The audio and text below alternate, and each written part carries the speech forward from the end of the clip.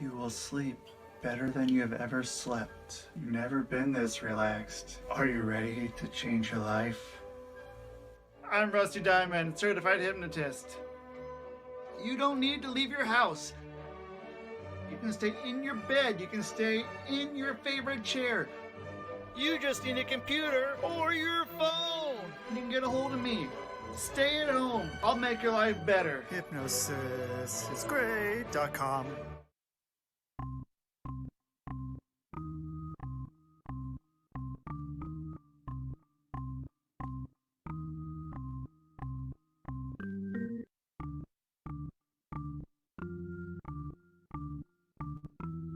It's Rusty Diamond, motherfucker.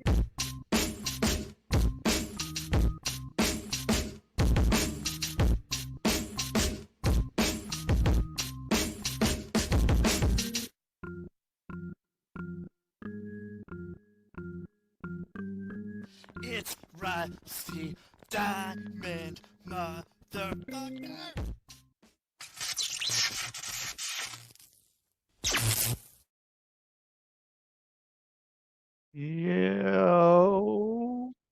Yo, man. There it is. What's happening, everyone? Welcome to the Public Access Podcast here on the Rusty Diamond Podcast Network. Could be podcasting. I need to look back at that one and remember what it is, because maybe it's both. I don't know. Rusty Diamond Podcast Network, Podcasting Network. Thank you for being here. If you are listening to this and you want to maybe watch what's going on, you want to see what we look like, go on to YouTube or Rumble. Easy, just search the Public Access Podcast.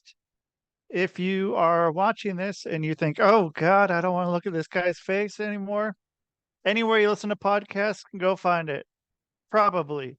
Most anyone. There's probably some I'm not on, but don't go to those ones because fuck them. Anyway, so thank you everyone for being here. I really appreciate everyone being here, and it's time for me to bring on my special guest. And my special guest is right here and right now. And my special guest right here and right now is Kiara Laetitia. Thank you for being here, Kiara. How are you doing? Thanks for having me. I'm great. How are you? I can't complain today. Had some weird ups and downs, but you know, what you gonna do? Like my Life. like my life as a elevator operator, lots of ups and downs. One of my two jokes that I'll probably tell and tell horribly if I can, for the rest of my life. That one, and what time is it when you need to go to the dentist? Is another one. It always comes up for some reason, and you know, whenever it's 2:30, is when you have to go to the dentist. What time? But if I can tell those jokes terribly, it makes them funnier to me. Maybe not to everyone else, but I enjoy it. But anyway, it's not the bad joke podcast today, so not yet. So what's been going on in your world? It's been, I think, maybe a year. Maybe not a year, but it feels like a long time. It's been a long time. Yeah, I think a year or close to that. Yeah. So I don't know. I mean, a lot has been going on. Mostly, last time we spoke, I was managing artists, which I still do. But right now I went back to my singing career as well.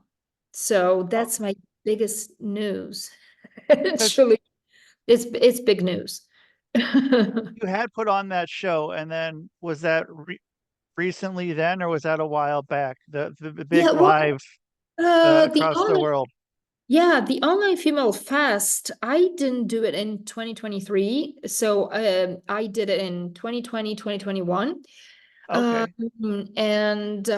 So I created and organized and did everything with that. And then, of course, I had my management company. But I've always been a singer. I started out in this business as a singer. And I've been wanting to record some cover songs that have been important for me. I've never done it. So all the material out there recorded by me, it's all originals. But there are some songs that were really, really close to my heart that I wanted to record and make it like some type of bigger project. And I've been wanting to do it like in 2020, 2021, but then, most of the stuff was closed. I have like a home studio, meaning like I have a professional microphone and a professional computer, and that's about it. I don't have anything else. So I can record some demos, but not professionally. You don't have So a weird room or real weird I've seen some wild makeshift things to I could, places. I Yeah. have stuff, but then I need to set everything up, and so no. Yeah. But then Understandable.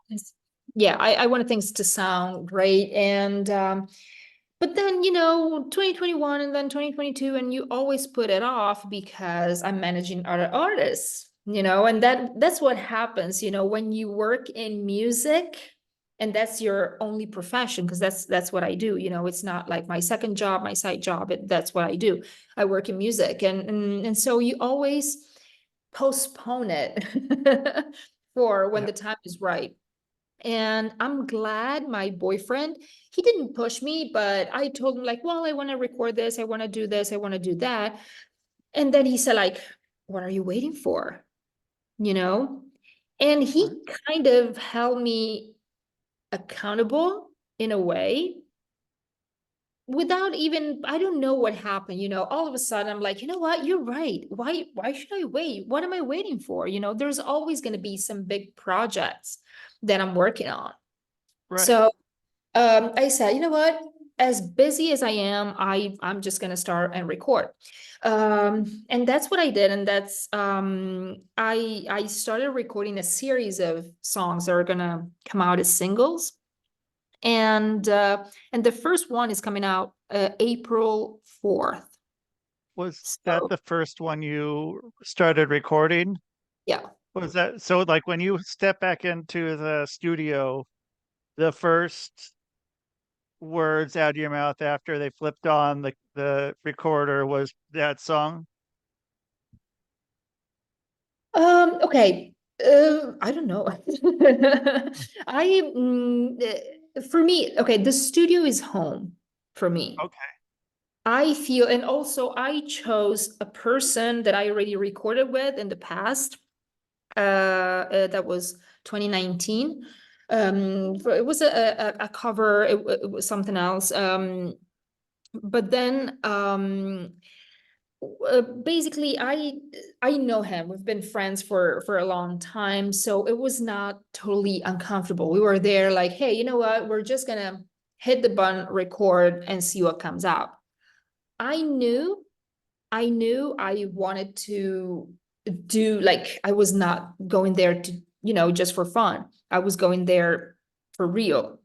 But then it's that informal feeling that you get when you are out there and you're with friends. And so Right. I went there, and it was not weird at all. It was not weird at all. And then all of a sudden, okay, first off, the song that I decided to record as my first song and the first single is In the End by Linkin Park. Okay. All right. Yeah. All right. I remember that song. Probably It 25 years now. makes me sound so Right. old. It's got to be close. Um, It is. but I know, right? yeah, yeah. Okay. So, was there something going on when that came out, or was it later on that you were able to identify with that song? I immediately fell in love with the song and the band. The moment that I heard it, I don't recall. I think it was on MTV or, some type of video TV, something that was passing on TV. So I saw the video as well. I think it was MTV when MTV was still the broadcasting videos. Okay. So the album came out October 2000. So it's like 23, 24 years old now. Wow. Yeah. So Okay. yeah, and I love the song, I love the video, I love the band, I loved Chester's voice. I became a fan of the band from that moment, And Yeah. then of course, I shared okay, Chester is from Phoenix, Arizona. I lived in Phoenix, Arizona. Okay. When Chester passed, I was in Phoenix. And then I've always followed him, and his story and what happened with him really touched me because he was one of those people. I've been through depression myself and anxiety, and he was one of those people, that you look up to and you say, you know what, he made it, so like I can make it. He was hope for myself, and I think for millions of other people. So when that happened with him, of course, it hit me hard because I was a fan. I am a fan, but also on the human side, uh, and also because of the song in the end is about. You read a lot of stuff online, about what the song means and stuff like that, but uh that song for me is hope in a moment where there might be little hope, or and that's what represents to me. I read that the song is against bullying. And you know what, I think each one of us can give a meaning, to the songs. That's what makes music, so beautiful, because we can make them our own. Right. um and so because I immediately became a fan of them after listening to that song, because of Chester's story, because of the deep connection I felt I had with him and the band, I thought it was fair, to record this. And I just hope today, by the way, is would have been his birthday. Well timed. Yeah, and I just hope, seriously, as I wrote today on my socials, I can do him justice, with my version, because it's when you cover a song and you're a super fan of the band, of the artist, there's always that, at least for me. That's why probably I never done cover songs, because you always approach the song with the utmost respect. Even karaoke. Like and it's like lower form of it, but like I even feel like karaoke is kind of the same way. Like Yeah. I mean, it depends. I mean, if you're out with sometimes when I'm out with friends and they want to karaoke, I tell them like, well, if I sing because I'm a singer, it's not as fun. Karaoke to me is fun. So right. it depends what you want to get, because I'm always going to try and sing at the best of my abilities because I'm a singer. It's like I have to, I just, even though I want to make it funny, but I'm going to try and sing at the best of my abilities. Uh, but recording, and rearranging, because here I didn't, my cover, it's an acoustic cover, first of all. It's Okay. nothing like the original. So it's almost a different song. So is someone else doing the if it's acoustic then a guitar, is someone else doing that, or are you doing It's the other pieces? piano and Is voice. okay. And the rap mics part, I'm doing them, Oh, okay. All right. which was a challenge in itself. When I had this idea in my mind, like I want to do in the end acoustic, and I just piano and voice. So no guitars, no, Cool. it's just the piano track and my voice. Okay. I Uh, yeah. it's weird hearing acoustic and it being a piano and not guitar, which is great. Like it's stupid that I don't think piano, because I'd rather hear a piano acoustic version of something over guitar probably 9 out of 10 Yeah, times. it's completely different. Okay. It's completely different. It's totally different. Um, it's um, it's piano. So when I had it in my mind, having it on a piano, I said, you know how you want it to sound. You know how you want it to sound. So but at the same time, it at least in my mind, it always sounded better maybe than what you can have. And then I said, if when I record it, it's not gonna sound as I have it in my mind, I'm not gonna release it. And I'm maybe gonna change song if it's not coming out the way I want it. And I was thinking about the rap parts because I'm not a rapper. And so, and also with the acoustic, like, do you really want to rap? And in the end, the parts were like, you know what? I think I want to do it like speaking more, because it's from the heart. Okay. Rapping to me is talking from the heart. So why don't I interpret it? It's very intimate. It's very intimate. It's almost like weird to explain the song before anyone has heard of it. Good way. I'll get But to it. but it came out the rap part. So I'm doing the whole song. I'm doing Chester's voice. I'm doing the rap parts, and I'm not playing myself because I'm not that good on a piano. Definitely not. So I had a professional pianist do it, following some of my suggestions, and then of course he put some of his own stuff in it. The it's very, very intimate. And I also shot a music video to go with it. It was Oh shit. not, yeah, it was not planned, but I was in the studio. I was done recording, and then I was there, and I, listening to the track, to the raw track, just making sure that stuff was there, and I was happy about it. And at the same time, I was there thinking, okay, I see this, and that image to go with it. I'm a very visual person.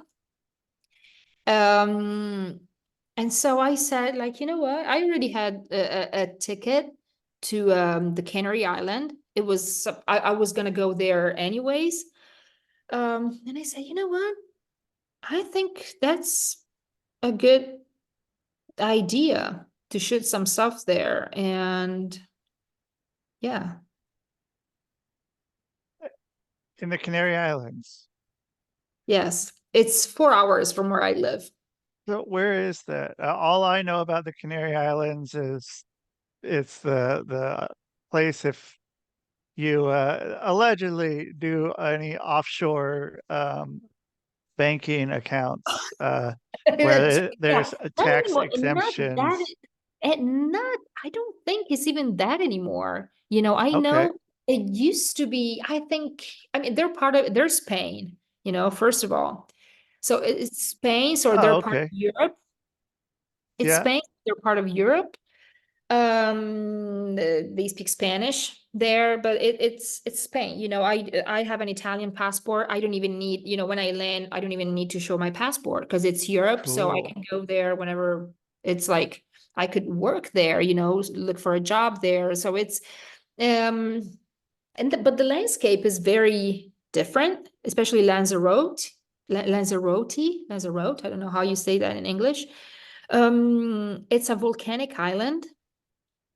It Oh, has a lot of some parts. I've been to Hawaii. It has some Hawaii vibes to it, with a little bit of Arizona as well, some cacti here and there. okay. Um, there's the ocean, of course. it was a challenge. It was my first music video that I recorded myself outdoors. It's a challenge because first of all, Right. the Canary Island, especially that island, is very windy. Oh, okay. I think I got the coldest week in the whole year. Um, but we made it. We made it, and I was helped by two amazing videographers. It's what I wanted to have. It was me and the landscape, because I'm a traveler. I'm an avid traveler. I visited 45 countries so far in my life. Oh, holy shit. Okay. That's, And I yeah, know. it's a lot. And I wanted to combine also music with the traveling landscape, just blending music with the image. I believe music can be really evocative. Yeah. And if you Sounds haven't done, complicated. so in the video, are you mouthing the words at all, or are you Yeah, doing, okay, are you doing that the whole time? not the whole time. No. Okay. Um, and so I mean, how hard is that though to, I guess, yeah, to be able to do that um without hearing it in your head or anything, or do you have like a little something? We had a speaker, which we had a speaker while we were shooting the video because Oh, otherwise, okay. yeah, it's really hard. And that's usually when you shoot a music video, you need to have the song going.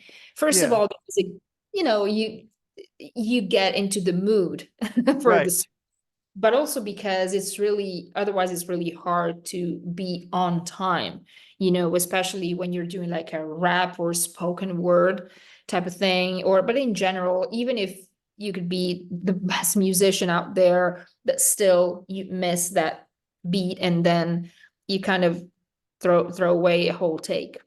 Right. So it's so we had a speaker, but because it was close to the waves and it was really windy, there were some moments where I really had a hard time hearing, the song. Oh, okay. Yeah. Well, So the ocean's yeah, pretty fucking loud. yeah. But also because we wanted some waves, so we were waiting for the wave to hit, the cliffs and the waves and the wind. But then I was like, I have some backstage stuff that I'm gonna share on my socials after the song is released. And people can see the video that it's me like it's just trying to concentrate and hear stuff. And then I'm like, no, I can't. I'm sorry. It's Is it fun. making you want to do more music videos, or was it at the point of I'm good with one, I got one, and Oh it's no. I love music videos. If music videos weren't that expensive, I think if it were for me, I would probably make more music videos than songs. It's fun. oh, okay. It's fun for me. I mean, this video is kind of simple in the concept, but uh I'm behind the script of some videos of different artists. I like writing scripts for songs. So I'm super passionate um about, coming up with an idea for a song, that can get the meaning. So I love writing for a video and I love recording. So be on and off camera and like be in front of the camera. I could work 18 hours straight shooting a music video, be super tired, but then I just love it. So Wake up and want to do it idea, again. the idea is of course to do music videos for all the songs that I'm going to release.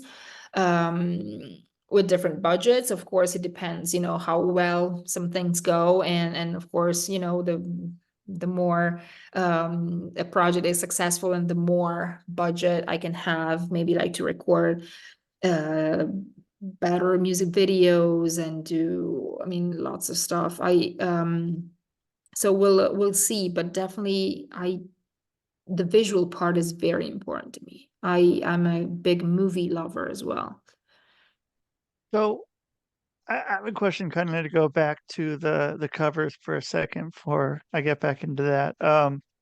So do you feel like it's harder to write a cover than an original song?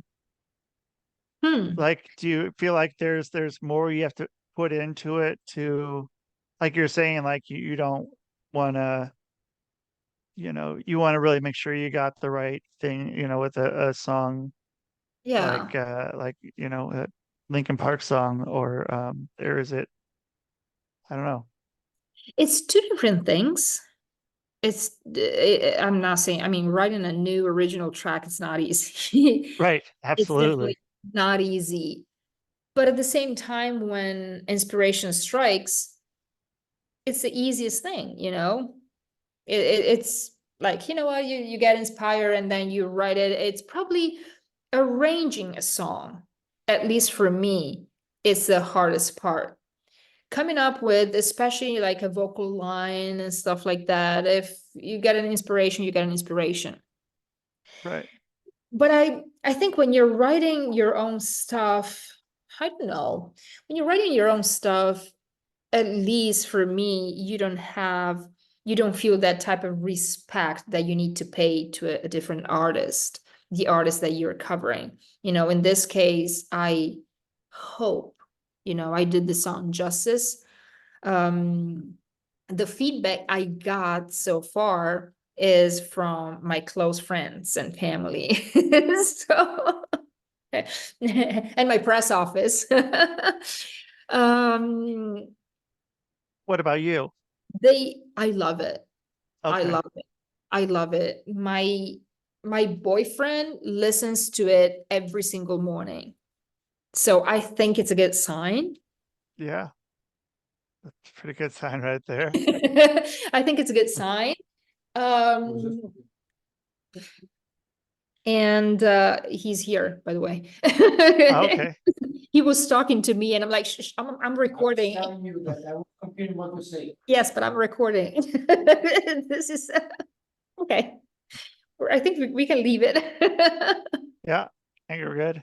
And then so yeah, I hope I did it justice, of course. The feedback I got so far was good, but then I really hope, if Linkin Park ever listened to it, I want them to be happy, and even though it's something completely different, hopefully they're happy. I like that. I like when you get the ones that are completely different. There where it's just something like, who would have thought to, do some, cover of these songs, for for instance, even going to Johnny Cash before he died, when he did that album of all those covers, just like, well, who would have thought that something like that would have worked? But then you get people thinking like some of his songs are the originals, because they don't know the others, and they can go back and be like, oh, okay, that's a Nine Inch Nails song. That's not a Johnny Cash song that Nine Inch Nails covered, or something like that. And it's yeah, it's like, I don't know. There's so much you can do with a cover. Like, you can do it any way you want it, and like, You can why make it, not? you can make it a totally different song. You can totally change it. And a lot of artists these days use cover songs because it's easier to get popular on places like YouTube and stuff like that, because you put it, YouTube is a search engine, you put it Yeah. there, and then you want to listen to the original song, and then, you know, you get suggestions and stuff like that. But at the same time, it's not easy to cover a song, you know.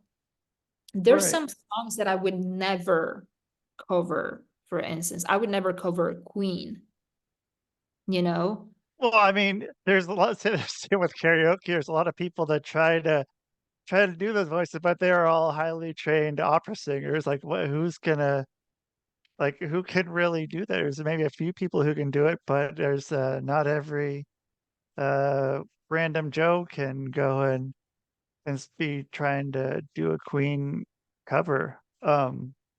And Also, I side mean, side note, have you heard of a site called there's a site called whosampled.com? Um, and so like if you like you're saying like the kids will like with YouTube or whatever hear this song, but then like for every song, not every song, but a lot of songs in this database, you can go and type it in and it'll say what samples they used at like what part of the song. My friend just told me about that on Thursday, and I've been down some rabbit holes on that lately. I love knowing about that, knowing like where these little parts came from, and it's like, oh no shit, like, or else then you hear the old song, you're like, wait a minute, like I know this, I know, okay, and then oh, okay, all yeah. right, that's something. I didn't mean to interrupt you. I got No, it's okay. Yeah, sidetracked. it's okay. No, but it's a, of course, yeah. These days, the digital, in the digital world, um, it, it you have a lot of covers out there, but we have, you know, to I think if you want to cover a song, you should add something that is completely yours to it, you know, otherwise it really becomes karaoke. Right, right. Yeah, So, that's all. Yeah, total karaoke. And so and that was my intent, because all the songs that I'm going to record even in the future for cover songs are going to be acoustic. So that's my theme, you know, in a yeah. way. Um So did you say you've already recorded the other ones for this album, or you're in the process? yeah, I definitely haven't finished. Behind, I think I'm missing a couple of the songs. I don't know if it's gonna be like a full album, probably gonna be 5, so more of an EP. Okay. Yeah, because I don't want to identify myself also just with covers, you know. I started my career in singing with originals, so of course I have songs that I wrote. I have artists that I wanna write songs with. So it's but because I've been thinking about this project for so long, you know, recording cover songs that have been important for me as a person or as a musician, as an artist. And why not? You know, coming back to what we were saying at the beginning, there's always a good reason to postpone, you know, life happens. But then yeah, I just said, why not? I'm just gonna do it now before I release any originals again. And I'm combining this with my artist management and booking agent stuff. So, um, are you planning to go out and perform these then as part of what you're doing, or is this um is this for studio use only, or is there you can be you go out and do a show and we know there's that Kiara acoustic version of Freebird coming up or something that someone starts yelling or whatever, and Yeah, um well, for now, I thought about, you know, performing. And I had a couple of people asking me that question, like, are you going to perform? You know, do you want to bring these songs live? Maybe. Well, not right now, because especially, I mean, I have all my back catalog that I could perform, but if I want to give this acoustic vibe and you know, make this project, you know, the covering acoustic, no, covering songs and make them acoustic. Yeah. It has to be, you know, a decent amount of songs, you know, that I can go out and play. So I'm not gonna do it right now. But why not? Why not? I'm definitely open to the possibility, but I would like to have something very intimate, something a little bit different than your regular show. Because for me, it's about let's think about it this way. Okay, I started my professional career in singing in the music business 20 years ago. When you were 7. No, but I was young. Okay, I Okay. was Yeah. young, but definitely 20 years. Right. 20 years ago. And I've been through a lot of stuff, like a lot of people. Right. And we But matured for over me, 20 years. yeah, but '04. So it's like a tribute also to my 20 years of career in the music industry. But at the same time, I still remember 2014, it was a breaking point in my life because I got seriously depressed, like very bad. I couldn't leave my bed, you know, Yeah. and panic attacks were so tough. I thought I was going to die. So um so for me, and music saved me, therapy saved me. Music saved me, and that's why if I go out and play these songs or any type of songs, I want to make sure that it's something that can help other people. Right. So it has to be something related to mental health, making mental health a priority. Thank God a lot of things are changing recently. More and more people are aware. There's not as much stigma out there, but I want to make sure that it's useful for people, you know, not just for me.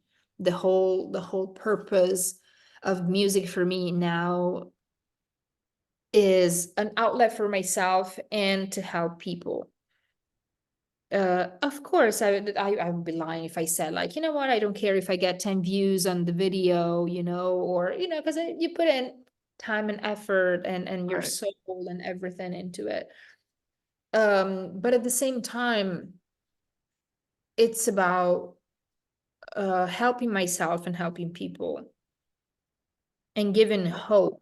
That's why I'm telling this story, like real life about me, and no shame. Like 2014, I thought I was gonna die. I went into a support group because I went into therapy, but I also wanted to go into support groups.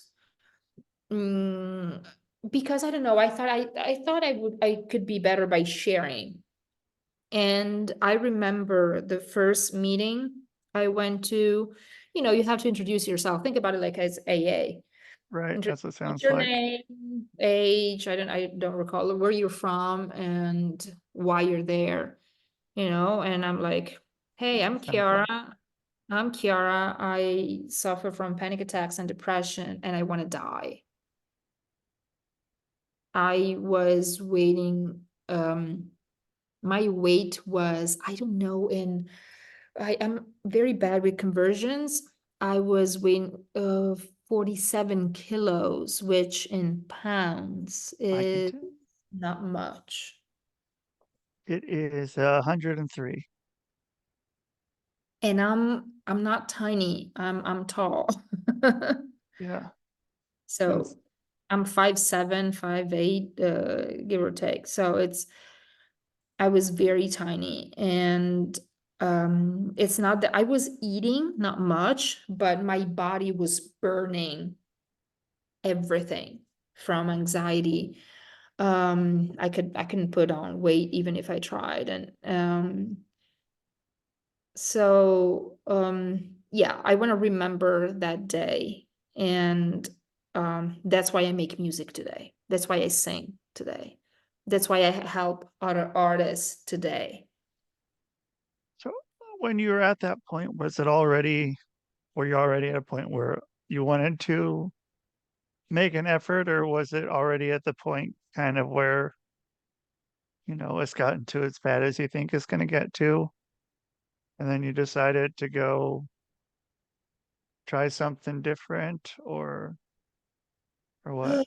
No, back then, I mean, when you look for help, you've already realized, that it's like, okay, I need help.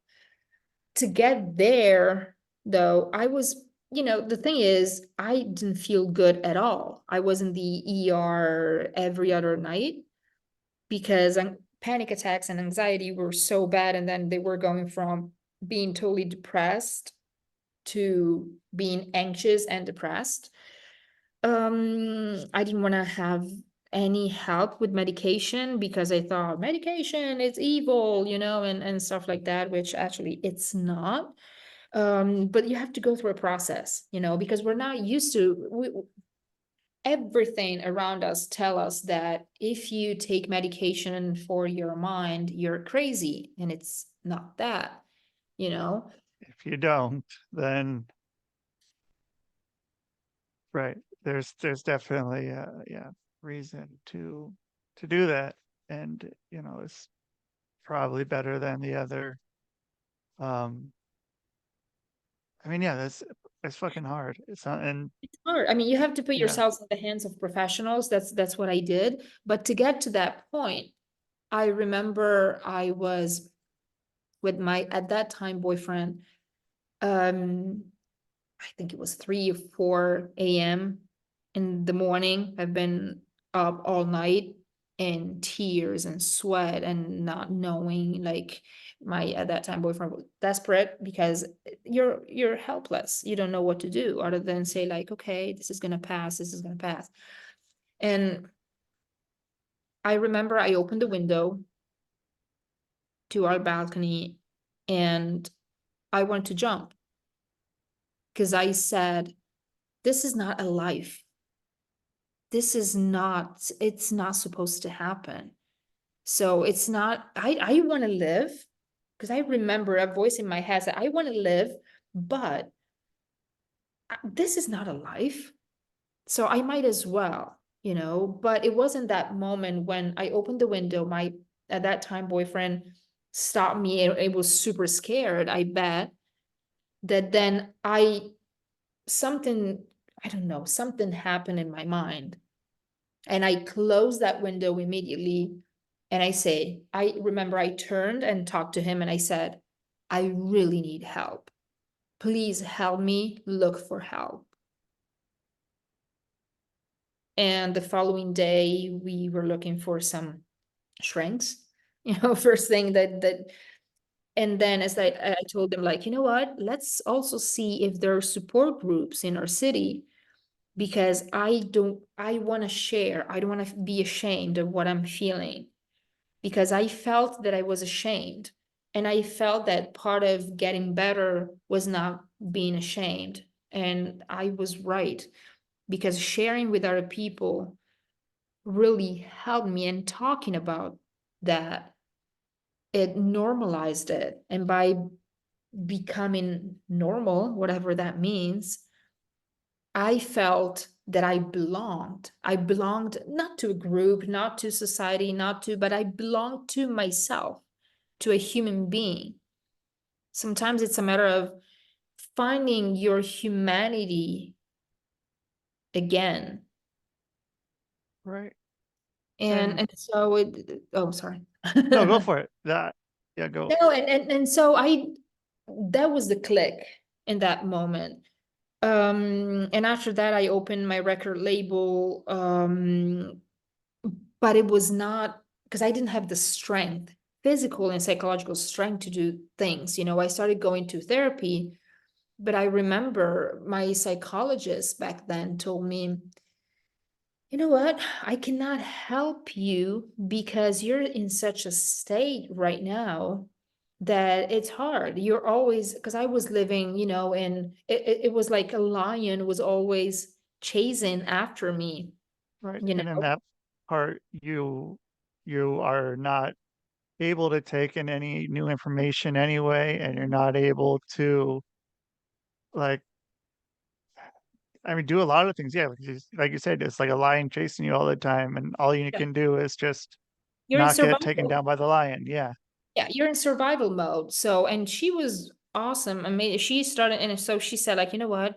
You need to start taking some medication that then you're gonna stop. It's not gonna be forever. It's you need to lower your whatever levels, because then I believe, I mean, I'm not an expert, I'm not a doctor, but like hormones, and stuff like that. You need to just be yourself again a little bit more so you can use the information that I'm giving you, and you can give me useful information, and we can have this exchange. And that the path to medication for me was a rocky one, because I didn't want to take them.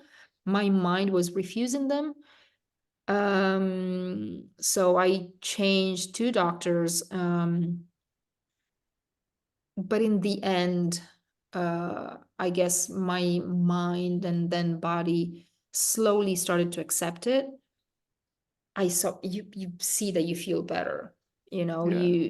and so you can take in the new information. Um, and I was able, well, at first I couldn't go out of the house by myself, so I had someone always taking me to the meetings or support groups weekly. You have to go there religiously. And I thought even going to meetings, I thought it was something like, super sad, a bunch of depressed people, or anxious people talking about their problems. It was actually fun, as well. And also it was a bonding experience. Some of the people that were in this group were still friends. We live in different parts of the world now, but we either text or it's like we're sisters, Yeah. because you shared something that is so deep and dramatic and personal. But also you rejoice with other people. It's not just about saying like, oh, today I did this, I did that. It's also about, you know what? Today I was able to go out of the house and do this by myself. And it's like, congratulations, stuff that might seem like it's normal. Sometimes it's not. And so Right. you celebrate all the small victories. And it's something that also taught me to celebrate little things. We don't need to win an Oscar to celebrate and be happy. Unfortunately, social media kind of points us in a different direction. Sometimes, not all accounts, but we always have to be super careful on what we see on social media, because otherwise, I mean, all of our lives suck if we compare them to Hollywood or superstars. And hey, okay, I suck, and so what? Sure. Well, yeah. But like you were saying too, but like if you're out there and you're able to get one person, all you need is one person for it to be successful. For one person to hear what you're doing, hearing the art you're putting out, and be like, oh, okay, I'm changed. That's all you really need. Anything else than that is extra, and it's fucking cool. Like, but really, you get one person, you're set. Like, that's more than enough. And it's one that's a small victory that doesn't get recognized, I don't think, a lot in a lot of stuff.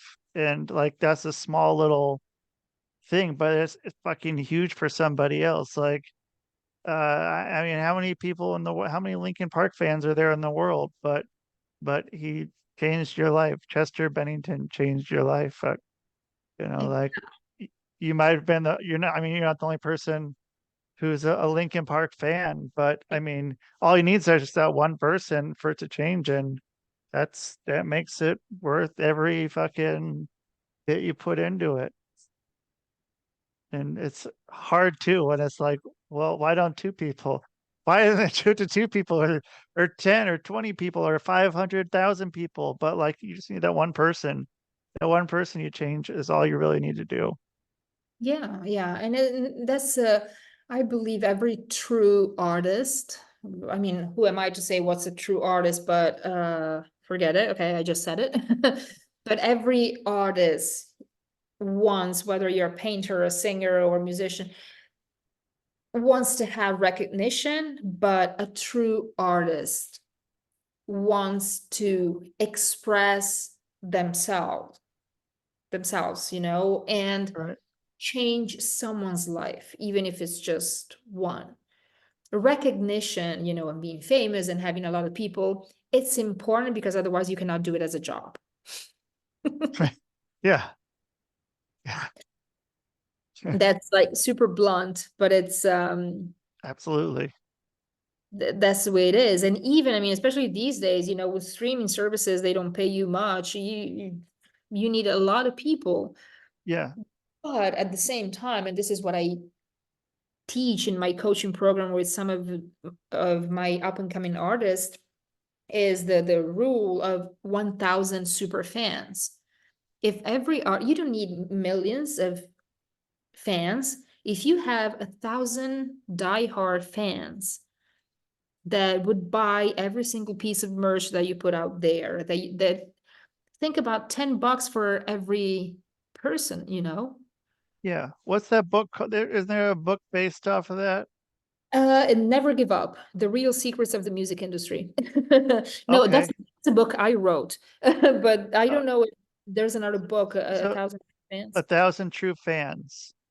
Um, talking about exactly what you're saying, like that, if you get 1,000 people that are like gonna buy everything, you're fine. You're great. And you are set. You don't have to cater to anybody else. You don't need to water down what you're doing.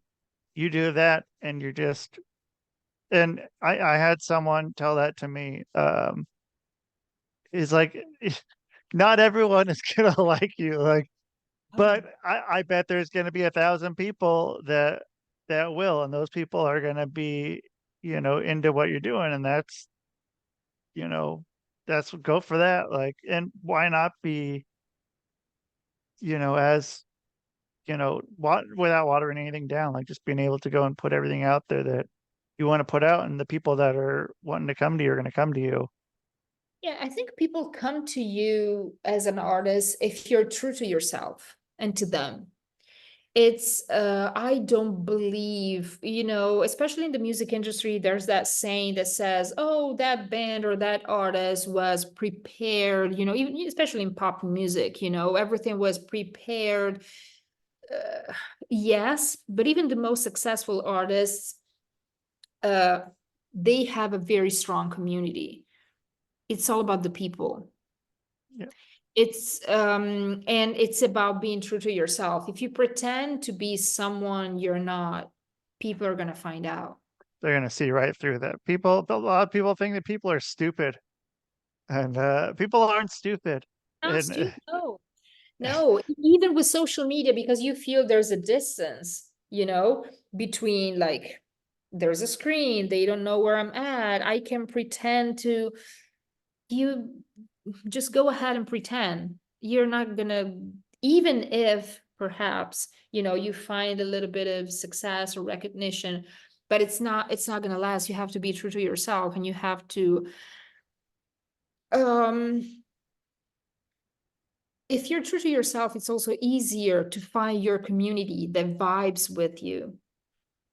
right, absolutely. And that community is not going to want you if you're not vibing with them, and you're not going to want to be part of that community if you're not vibing with them, and then there might be like, especially if you find out that it was you that, like myself or whatever, that wasn't holding up my, like, where I need to be a part of this community, and like, well, why are they getting this stuff but I'm not? And, well, I wasn't fucking doing what I should have been doing. I'm not vibing with them. Like, they're not. Why am I trying to pretend and, not being the true representation of myself to fit into this of Mhm. whatever it is? Yeah.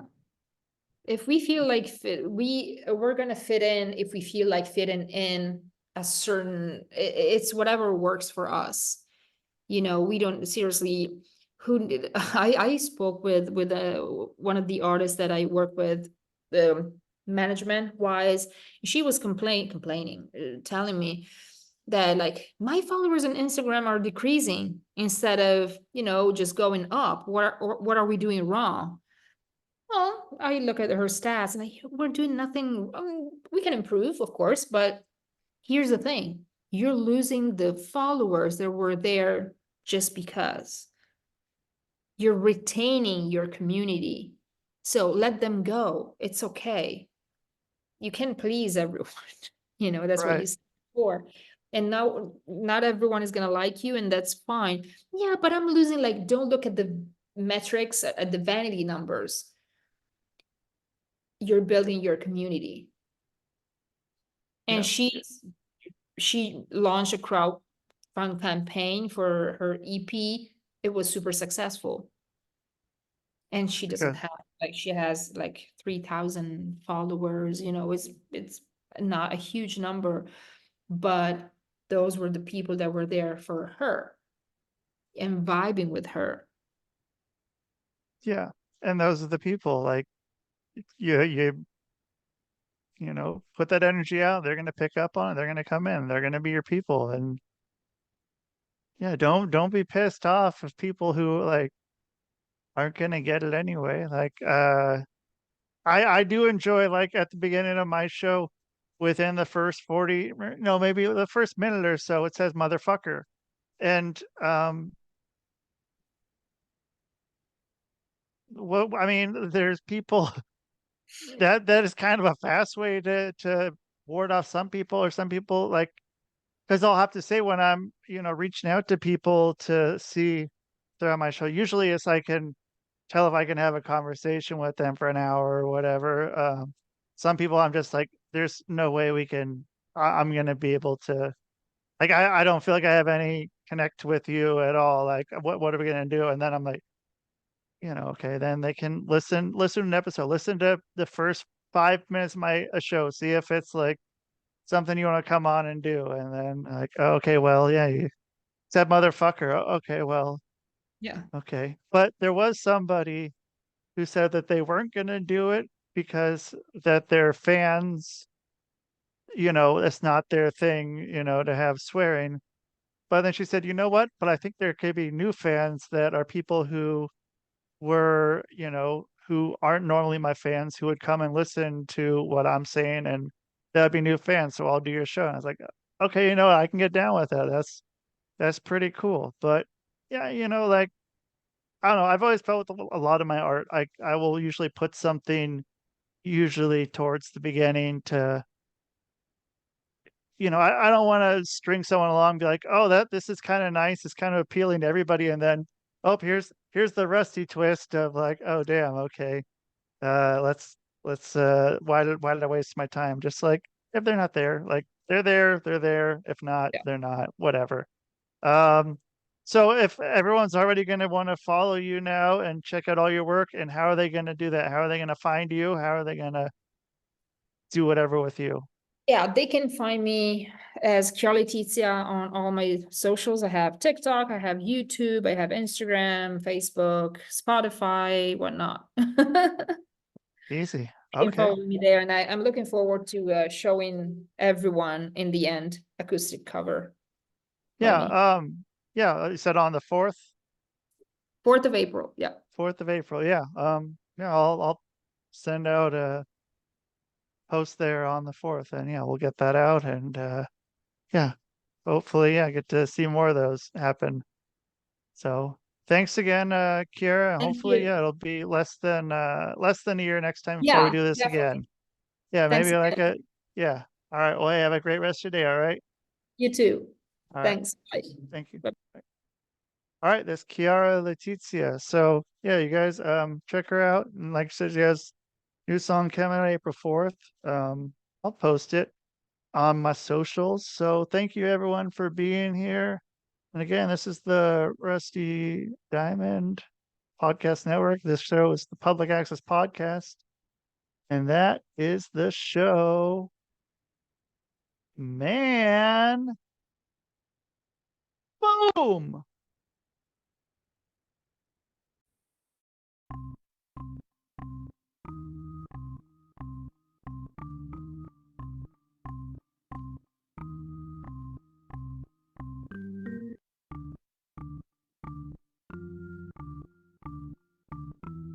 It's Rusty Diamond, motherfucker.